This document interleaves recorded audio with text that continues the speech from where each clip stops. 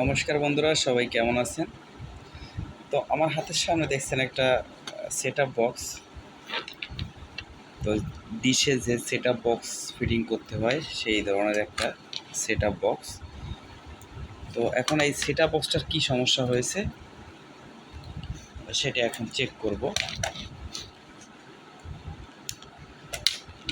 এই সেটআপ বক্সটা কিন্তু বজ্রপাতে নষ্ট হয়েছে, বজ্রপাত হয়েছিল, যার কারণে কিন্তু সেটআপ বক্সটা নষ্ট হয়ে গেছে।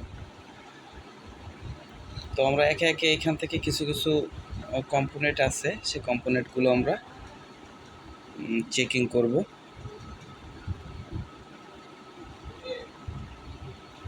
প্রথমে চেকিং করব, এখানে দেখেন দুটো রেকটিফায়ার আছে, যেটাকে ড্যাট বলে।